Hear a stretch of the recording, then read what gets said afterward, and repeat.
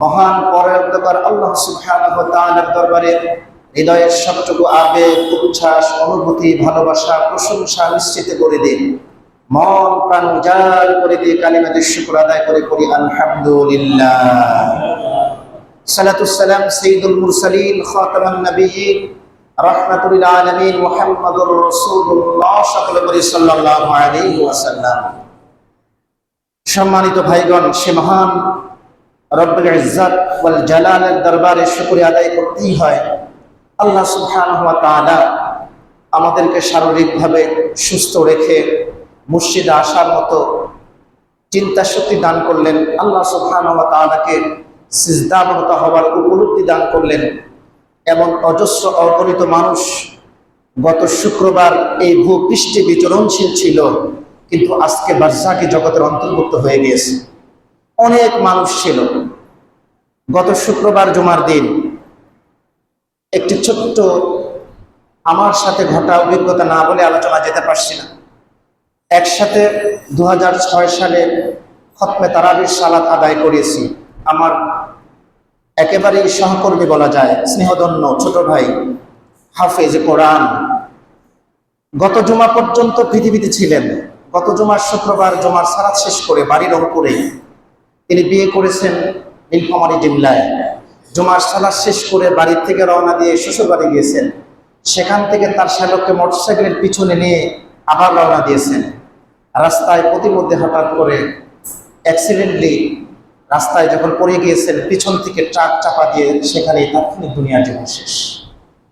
এই যে দুনিয়ার জীবন, সেই ঘটনার পর থেকে বারবার শুধু উপলব্ধি হচ্ছে আমাদের প্ল্যান পরিক্রমা, আমাদের চিন্তা যত গভীর এবং শক্ত, আমাদের মৃত্যুটা তার চাইতে একেবারে নড়বড়ে, একেবারে ঠুনকো। আমরা মনে করছি সুস্থ আছি, ভালো আছি, বেঁচে থাকবো, আমাদের শক্তি দৃঢ়তা একদম অবয়ব ঠিকঠাক আছে, কিন্তু মৃত্যুর মুহূর্তটা এমন ঠুনকো দুর্বলের মতো হয়ে যায়, এমন অবস্থায় হয়ে যায়, কল্পনাও আমাদের সেখানে নিয়ে যায় না যে আমরা এভাবে হয়তো মৃত্যু হয়ে যায়। এই যে আকস্মিক চলে যাওয়া, হঠাৎ চলে যাওয়া আমার আপনার জীবনে ঘটবে, এমন সময় আসবে। আল্লাহ সুবহানাহু ওয়া তাআলা আমাদেরকে বাঁচিয়ে রেখেছেন। তার নাজ নেয়ামত ওয়াসিআত রাহমাতি কুল্লা শাই, তার অজস্র অগণিত অনুগ্রহ রাজি দিয়ে আমাদেরকে পরিবেষ্টন করে বাঁচিয়ে রেখেছেন। এর জন্য সে রব্বি কারীমের দরবারে কালিমাতুশ শুকর আদায় করে আবারও করি আলহামদুলিল্লাহ। যতক্ষণ মৃত্যু হয়নি, যতক্ষণ সুস্থ আছি, ততক্ষণ রব্বি কারীমের দরবার থেকে ক্ষমা প্রাপ্ত হয়ে তার সন্তুষ্টি নিয়ে পরকালে যাওয়ার সুযোগ যেহেতু আছে, এজন্য কালিমাতুশ শুকর আদায় করতেই হয়। প্রিয় ভাইরা, আমাদের জীবনটি শুধুমাত্র আমাদের পরিবারকে কেন্দ্র করে নয়, আমাদেরকে যেহেতু একটা নির্দিষ্ট লক্ষ্যবস্তু দিয়ে আল্লাহ সুবহানাহু ওয়া তাআলা পৃথিবীতে পাঠিয়েছেন, ওয়া মা খালাকাতুল জিন্না ওয়াল ইনসা ইল্লা লিয়াবুদুন, এই প্রসিদ্ধ আয়াতটি আমাদের অনেকেরই জানা যে মানুষ এবং জিন জাতিকে আমি সৃষ্টি করেছি শুধু আমার ইবাদত বা দাসত্ব গোলামি করার জন্য। এক্ষেত্রে আমার ব্যক্তিগত জীবন আছে, পারিবারিক জীবন আছে, সামাজিক জীবন আছে, অর্থনৈতিক জীবন আছে, রাজনৈতিক জীবন আছে, আন্তর্জাতিক জীবন আছে। বিভিন্ন সেক্টরে, বিভিন্ন স্তরে, বিভিন্ন জায়গায় আমার পদচারণা, চিন্তা শক্তি আছে। বর্তমান সময়ে যে বিষয়টি আমাদের হৃদয়ের সব থেকে বেশি আলোড়িত করছে, দোলা দিচ্ছে, যেহেতু আমরা সচেতন মানুষ, মুমিন মুসলমান, পৃথিবীতে আন্তর্জাতিক দুনিয়ায় একটি যুদ্ধকে কেন্দ্র করে আমরা অনেকেই বেশি এক্সাইটেড, উত্তেজিত। এ সংক্রান্ত দু একটি কথা বলবো ইনশাআল্লাহ। মূলত আমাদের জীবনটা শুধু এমন নয় যে আমরা একটি বাড়ি করব, গাড়ি করব, সন্তানদেরকে মানুষ করব, প্রতিষ্ঠিত করব, বাস জীবনের চাওয়া পাওয়া স্বপ্ন পূরণ হয়ে গেল, আমি ভালো থাকলাম, সুস্থ থাকলাম, আমার চাকরি পদোন্নতি হলো, আমি বেঁচে গেলাম। পৃথিবীর জীবনটি আমার আপনার কিন্তু এমনটি নয়। পৃথিবীতে আল্লাহ রাব্বুল আলামিন तमाम পৃথিবীর মুসলমানদের অ্যাড্রেস করতে গিয়ে একটি পরিচয় দিয়েছেন, ইন্নামাল মুমিনুনা ইখওয়াতুন। মসজিদ থেকে মাগরিব, শিমাল থেকে জুনুব, ইথারে পাথারে পাহাড়ে জঙ্গলে যে অঞ্চলে যেখানে একজন মুমিন মুসলমান থাকুক, শ্বেতাঙ্গ অথবা কৃষ্ণাঙ্গ, খাটো অথবা লম্বা, যে অবস্থায় থাকুক, যার ঈমান আছে, ঈমানের বদৌলতে তুমি তার ভাই হয়ে গিয়েছো। এই সম্পর্কটি আল্লাহ সুবহানাহু ওয়া তাআলা নিজে করে দিয়েছেন। এজন্য পৃথিবীর কোন একটি প্রান্তে, কোন একটি জায়গায় কোন একজন মুসলমান যদি মাজলুমের শিকার হয়, জুলুমের শিকার হয়, নিজের সহোদর ভাই অসুস্থ হয়ে পড়লে, বিপদে হয়ে পড়লে রক্তের টানে যেমন আমরা ছুটে যাই, আমাদের হৃদয় থেকে সমবেদনা সহানুভূতি আসে, ঠিক তার চেয়েও বেশি ইমানের টানে কোনো মুমিন মুসলমান যদি মাজলুমানের শিকার হয়, আমাদের হৃদয়টি এমন উদ্বিগ্ন হওয়ার কথা, সহানুভূতিশীল হওয়ার কথা। এটি যদি না আসে, প্রকৃত হালাওয়াতুল ঈমান, ইমানের স্বাদ আমরা পাবো না। যাই হোক, বর্তমান পৃথিবীতে, তাম পৃথিবীতে সাম্রাজ্যবাদী একটি শক্তি আছে, এ ব্যাপারে আপনারা জানেন যে সাম্রাজ্যবাদী শক্তি, ইহুদি লিবিস্ট শক্তি, মার্কিন যুক্তরাষ্ট্র তাম পৃথিবীর ভৌগোলিক জায়গায় নিজেদের আধিপত্য বিস্তার করার জন্য এমন কোন কুকর্ম নাই যে তারা করে নাই। আপনারা তথ্য নিয়ে দেখবেন যে পৃথিবীতে প্রায় 179টি দেশে, 179 থেকে 80টি দেশে তাদের প্রায় 17.5 লক্ষ সৈন্যবাহিনী সরাসরি উপস্থিত রয়েছে। এতগুলো দেশে প্রায় 80টি দেশে 750-র বেশি সামরিক ঘাঁটি তাদের রয়েছে। আজকে আমরা মধ্যপ্রাচ্যের শাসকদের ব্যাপারে অনেক কথা বলি, আমিও কথা বলি, আমিও তাদের গাদ্দার মুনাফিক নানান কথা বলি, কিন্তু আজ থেকে 58 বা 60 বছর আগে, তারও বেশি আগে, দ্বিতীয় বিশ্বযুদ্ধের পরপর আরব শাসকরা তাদের ভৌগোলিক অখণ্ডতা বন্ধক রেখে দিয়েছে অন্য জায়গায়। এখন তারা হাত পা শিকলে বাঁধা, নাড়াচাড়াও করতে পারে না। মধ্যপ্রাচ্যে কমপক্ষে 19টি সামরিক ঘাঁটি এই সাম্রাজ্যবাদী অপশক্তি মার্কিন যুক্তরাষ্ট্রে। শুধু তাই নয়, ইউরোপের মতো দেশ, ল্যাটিন আমেরিকা, এমন কোনো জায়গা নেই, যে ভূখণ্ড নেই যেখানে তাদের সামরিক উপস্থিতি নেই। তারা সারা পৃথিবীতে তাদের সামরিক উপস্থিতির দ্বারা তারা নিজেদের নিয়ন্ত্রণ করতে চায়, মিডিয়া থেকে শুরু করে সবকিছু। মধ্যপ্রাচ্যের শাসকদেরকে নিয়ন্ত্রণ করার চেয়ে মধ্যপ্রাচ্যের পুরো ভূখণ্ডটি তারা নিজেদের নিয়ন্ত্রণে নেওয়ার জন্য ইসরায়েল নামক একটি অবৈধ দেশ যখন প্রতিষ্ঠিত হলো, ঘোষণা দেওয়ার মাত্র 6 মিনিটের মাথায় সর্বপ্রথম স্বীকৃতি দিয়েছে মার্কিন যুক্তরাষ্ট্র।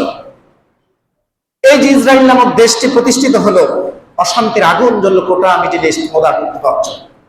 আজকে আমরা ইসরায়েল এবং ইরানের যে যুদ্ধ দেখি, এই যুদ্ধের একটি সামরিক বিশ্লেষণ আছে, অন্যদিকে ধর্মীয় বিশ্লেষণ আছে। আমি ধর্মীয় বিশ্লেষণটা অনেক পড়াশোনা করে করেছি, শেষের দিকে আপনাদের ইনশাআল্লাহ উপস্থাপন করব।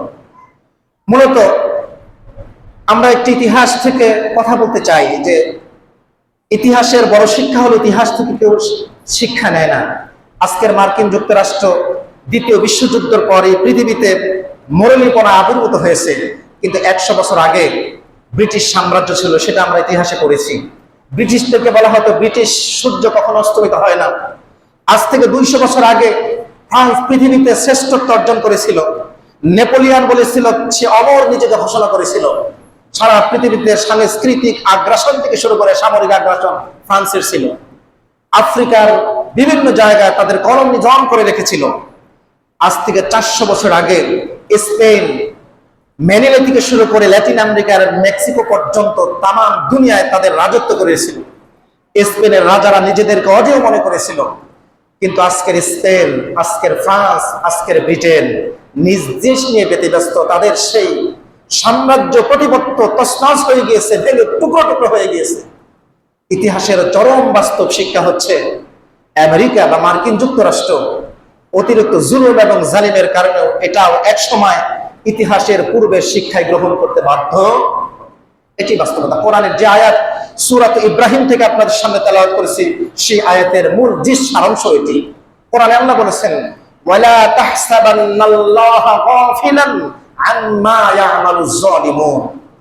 তোমরা মনে করেছো, তোমরা ধারণা করেছো জালিমদের কৃতকর্ম সম্পর্কে, জুলুম সম্পর্কে, অবিচার অনাচার সম্পর্কে আল্লাহ রাব্বুল আলামিন উদাসীন আছেন, গাফেল আছেন। এত অত্যাচার, এত নির্যাতন, গাজাকে মাটির সাথে মিশিয়ে দিচ্ছে, লেবানন শেষ করে দিচ্ছে, জর্ডান শেষ করে দিচ্ছে, সিরিয়া শেষ করে দিচ্ছে, মুসলমানদের সব শেষ করে দিচ্ছে।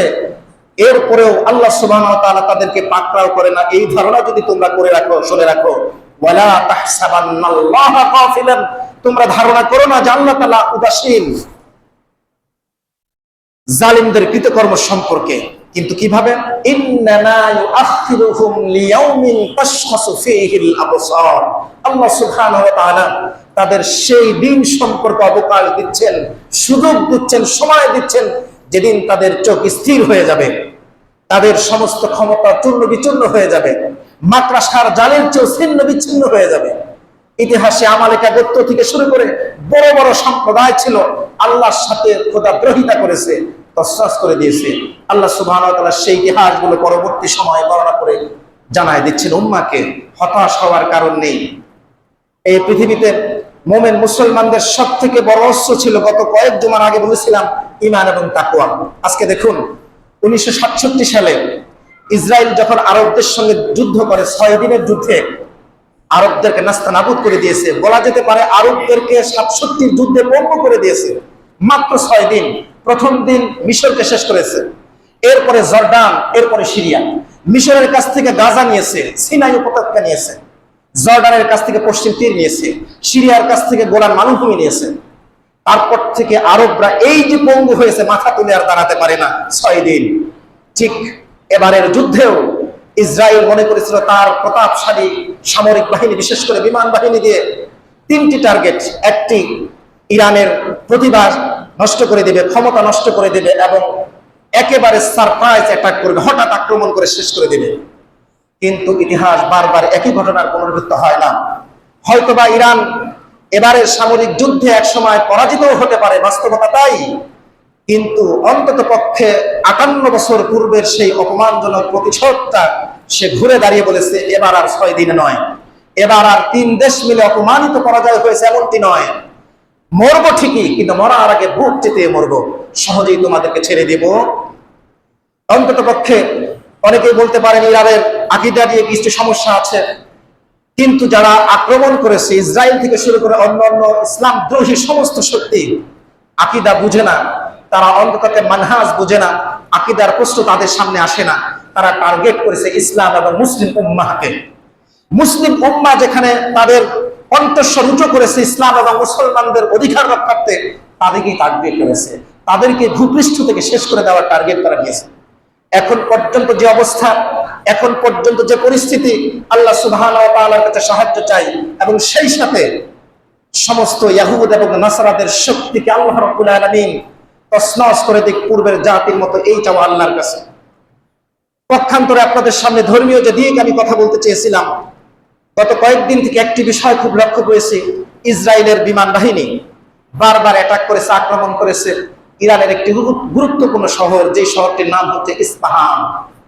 ইরানের ইস্পাহান শহর ইরানের মধ্যবর্তী একটি শহর, প্রায় 1 লক্ষ বড় ওয়াইলের বেশি জায়গা প্রদেশ। এই ইস্পাহান শব্দটির নাম হাদিসে এসেছে।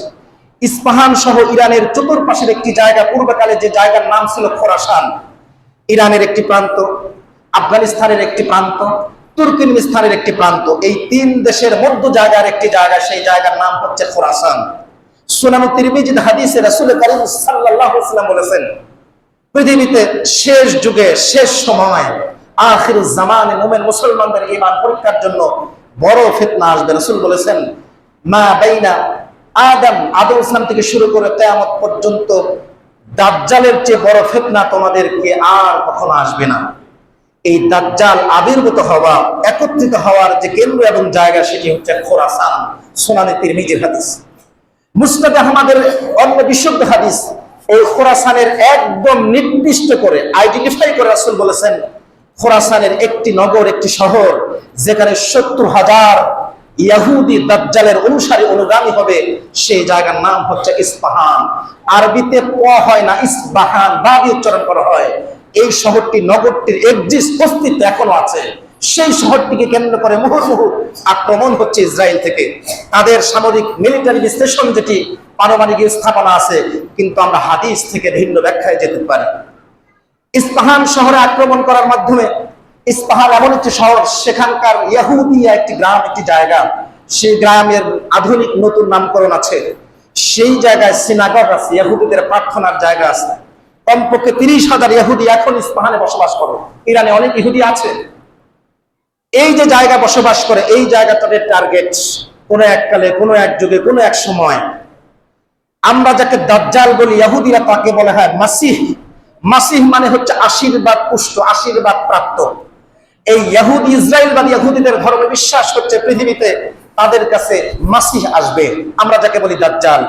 দাজ্জাল এসে ইস্পাহান নামক এই জায়গাটিতে প্রায় অজস্র অগণিত অনুসারীকে নিয়ে তারা সারা পৃথিবীতে তাদের প্রভুত্ব এবং রাজত্ব কায়েম করবে। এই দাজ্জাল। আমরা তাদেরকে দাজ্জাল বলি। দাজ্জাল শব্দের অর্থ মহাপ্রতারক। আদ-দাজ্জালুনা কাজ্জাবুনা, মহা মিথ্যাবাদী, মহাপ্রতারক। এই দাজ্জাল ইস্পাহানের 70,000 অনুসারীকে নিয়ে ডানে বামে সামনে পিছনে কুফা নগরী, বসরা নগরী সমস্ত জায়গায় তসমাস করবে। রাসূল বলেছেন লা ইয়াদখুলুল মাদিনাতা ওয়াল মক্কা, মক্কা এবং মদিনায় ঢুকতে পারবে। দাজ্জাল পৃথিবীতে আসবে। দাজ্জাল কোনো ইলেকট্রনিক বস্তু নয়, দাজ্জাল কোনো আধুনিক সভ্যতা নয়, দাজ্জাল কোনো পাশ্চাত্য সভ্যতা নয়। দাজ্জাল একজন ব্যক্তি, মানুষ। তার দৈহিক রূপরেখা রাসূল বলেছেন বাংলা অর্থ যদি বলি এভাবে, রাসূল বলেছেন সে লম্বায় খর্বকায় হবে, খাটো হবে, তার চুলগুলো হবে ঘন কালো কৃষ্ণকায়, তার কপালটি হবে অনেক প্রশস্ত, তার দুটি চোখ হবে রক্ত মিশ্রিত লাল, তার ডান চোখটি হবে এমন অন্ধের মতো যেন আঙ্গুরের সেই ফলটি বের হয়ে আছে, এরকম রক্ত মিশ্রিত। তার সিনাটি হবে অনেক প্রশস্ত, তার কপালের মধ্যে কাফির লেখা থাকবে। শিক্ষিত অশিক্ষিত মুমিন মুসলমান প্রত্যেকেই তার চেহারা দেখে বুঝতে পারবে এটি সেই প্রতিষ্ঠিত দাজ্জাল। সে হাজার রকমের প্রলোভন দেখাবে। দাজ্জাল নিয়ে আলোচ্য বিষয় আজকে নয়, ইনশাআল্লাহ পরবর্তী দিনগুলোতে করব। এই দাজ্জালের অনুসারী অনুগামী যারা হবে তাদের 70,000 আজকের ইরানের ইস্পাহান নগরী সেখান থেকে বের হবে। আজকের সে জায়গা আক্রমণ হচ্ছে, টার্গেট হচ্ছে। কোন এক যুগে কোন এক সময় হয়তোবা 86 বছরের সৈয়দ আলী খামেনি পরাজিত হতে পারেন, কিন্তু ইতিহাস বলে দাজ্জালে আবির্ভাব হতে পারে। গোটা মধ্যপ্রাচ্যের গ্রেটার ইসরায়েল প্রতিষ্ঠিত হতে পারে। হেমিস ল্যান্ডের মাধ্যমে ফোরাত নদী থেকে নীল নদ পর্যন্ত তাদের দখলে যেতে পারে। কিন্তু আমরা মুমিন মুসলমানের ঈমান, আমল, তাকওয়ার উপরে ভিত্তি করে অপেক্ষায় রয়েছি। আমাদের কাছেও আসবে ইমাম মাহদী, আমাদের কাছেও দামেস্কের মসজিদ থেকে আবির্ভূত হবে হযরত ঈসা আলাইহিস সালাতু ওয়াস সালাম। তাম পৃথিবী থেকে ইহুদিবাদীর সব শেষ করে দেবে। আমাদের সমস্ত ঘটনা পর্যবেক্ষণে কেন যেন মনে হয় আখিরুজ জামান, শেষ জামানে চলে এসেছি। রাসূল নিজেই বলেছেন আনা ওয়াসাআতু কাহাতাইনি, আমি এবং কিয়ামত এই দুই আঙ্গুলের মতো। রাসূল পৃথিবীতে আসা মানেই নবুয়তের দরজা শেষ। রাসূল পৃথিবীতে আসা মানেই কিয়ামতের একটি আলামত শুরু। রাসূল চলে গিয়েছেন, ১৫০০ বছর পার হয়ে গেল। এই ইহুদিদের কোনো স্থান ছিল না, বাসস্থান ছিল না, কোনো ভূখণ্ড ছিল না, কিছুই ছিল না। যাযাবরের মতো বিভিন্ন দেশে দেশে ঘুরে বেরিয়েছে। সেই ইহুদিদের জন্য ইসরায়েল নামক একটি দেশ প্রতিষ্ঠিত হয়েছে, শক্তি সঞ্চার করেছে। তারা আমেরিকার সমর্থনে গোটা মধ্যপ্রাচ্যে একটি ভয়ঙ্কর ত্রাসের রাজত্ব তৈরি করেছে এবং তাদের সেই কাঙ্ক্ষিত ইস্পাহানে আক্রমণ করেছে। একটি পর্যায়ে আরব শাসক থেকে শুরু করে আরবের ভূখণ্ড হয়তোবা হাতছাড়া হতে পারে। এভাবে করে করেই আখিরিজ জামান চলে আসতে পারে, দাজ্জাল চলে আসতে পারে। ইমাম মাহদী আলাইহিস সালাতু ওয়াস সালামের মাধ্যমে মুসলমানরা আবার তাম পৃথিবীতে তাদের সেই পূর্ব হারানো প্রতিপদশা, প্রভুত্ব এবং শ্রেষ্ঠত্ব আবার খুঁজে পাবে। এই প্রত্যাশায় মুমিন মুসলমানরা তাদের ঈমান এবং আমলের উপরে দৃঢ় থাকবে, এই প্রত্যাশায় আমরা করি। আমাদের এই সময় যেটি কর্তব্য সেটি হচ্ছে অবশ্যই আল্লাহর কাছে সাহায্য প্রার্থনা করা, আল্লাহর কাছে সাহায্য প্রার্থনা করা এবং সেই সাথে ইসরায়েল নামক ছোট্ট ভূখণ্ডের মানুষগুলো জ্ঞানে, বিজ্ঞানে, দক্ষতায়, প্রযুক্তিতে যেভাবে অ্যাডভান্স এগিয়ে গিয়েছে, মুসলমান যুবক তরুণদের ঠিক একইভাবে অ্যাডভান্স হয়ে যেতে হবে। জুয়া খেলা, ক্যাসিনো খেলা, 4 দিন 5 দিন পরে ক্রিকেটের নামে টেস্ট খেলা, এভাবে ব্যস্ত রেখে মুমিন মুসলমানের যুবক তরুণদেরকে জ্ঞান, বিজ্ঞান, প্রযুক্তি থেকে পিছিয়ে রেখেছে। জ্ঞান, বিজ্ঞান, প্রযুক্তির অ্যাডভান্স যত হবে তত বেশি তারা মুসলমানদেরকে সমীহ করে চলবে। মুসলমানদের কমপক্ষে 57টি ভূখণ্ড, এই পৃথিবীতে কোটি কোটি বাসিন্দা, এত কিছু থাকার পরেও, তেল সমৃদ্ধ খনিজ সম্পদ থাকার পরেও ছোট্ট একটি ভূখণ্ডের সামনে আজকে মাথা নত করে দিতে হয়। লজ্জার এর চেয়ে কিছু নাই। মুমিন মুসলমানরা তাদের ঈমান, আমল, তাকওয়ার উপরে দৃঢ় থেকে যদি আল্লাহ সুবহানাহু ওয়া তাআলার সাহায্য চায়, নিশ্চয় এই আজকের জয়নিস্ট জায়নবাদী ইহুদিরা মুসলমানদের কাছে অবশ্যই পরাজিত হবে। সকলে বলি ইনশাআল্লাহ। যারা সুন্নাত করে, যারা সুন্নাত করে। আসসালামু আলাইকুম।